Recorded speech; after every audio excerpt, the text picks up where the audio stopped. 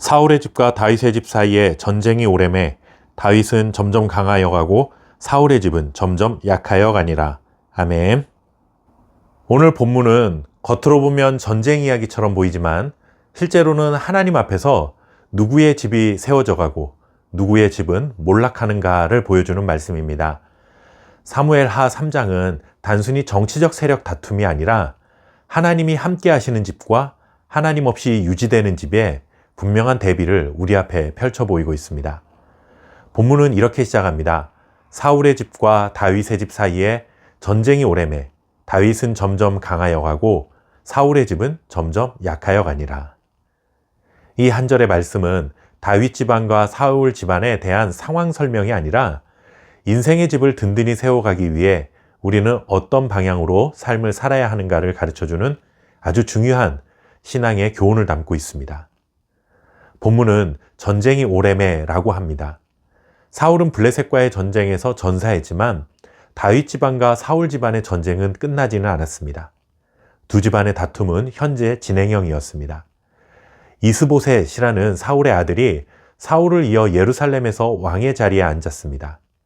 그런데 이스보셋을 왕으로 세운 자는 사울의 군대 장관이었던 아브넬이라는 사람입니다. 아브넬이 사울의 아들 이스보셋을 왕으로 세운 것은 사울에 대한 충성심이 남아있기 때문이 아니었습니다. 이스보셋을 허수아비 왕으로 세워놓고 실제 권력은 아브넬 자신이 쥐고 있었습니다. 하나님께서 사울을 버리셨을 때는 사울의 후손에서 왕을 선택하지 않으시고 새로운 왕조를 만드시겠다는 계획이셨습니다. 그렇게 선택된 자가 바로 유다 지파 출신의 다윗이었죠. 이런 하나님의 뜻과 상관없이 자신의 정치적인 야망에 사로잡힌 아브넬이 사울의 아들을 전면에 내세워서 왕 행세를 하고 있었던 것입니다. 그러나 하나님께서 세우지 않으신 강함은 그리 오래가지 못합니다. 겉으로는 아브넬의 권력이 유지되고 사울의 왕권이 남아있는 것처럼 보였지만 실상은 그렇지 않다는 것을 사울의 집은 점점 약하여 가니라 라는 말씀을 통해 보여주고 계신 것입니다. 이렇게 하나님이 없이 유지되는 강함은 반드시 무너진다는 사실을 우리는 기억해야 합니다.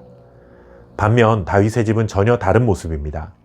다윗은 이미 기름 부음을 받은 왕이었지만 그는 예루살렘이 아닌 헤브론에서 유다 지파만을 다스리는 왕으로 서 있었습니다.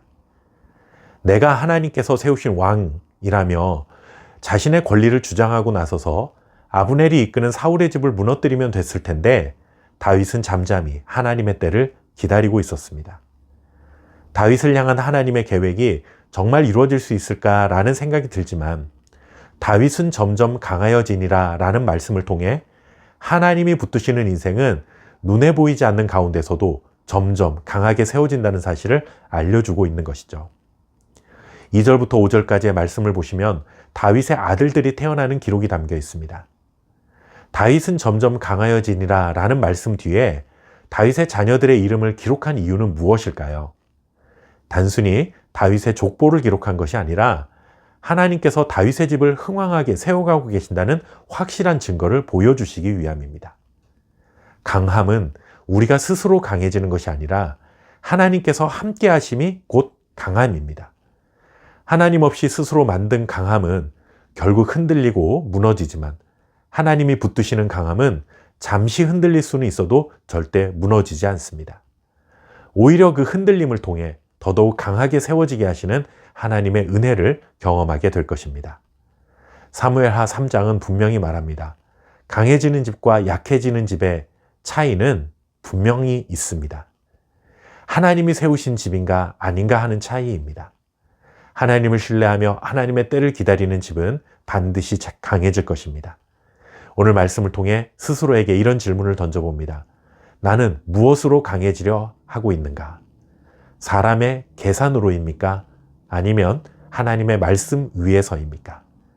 비가 오고 창수가 나도 절대 무너지지 않도록 하나님의 말씀을 반석으로 삼고 그 위에 믿음의 집을 지어가시기 바랍니다. 감사합니다.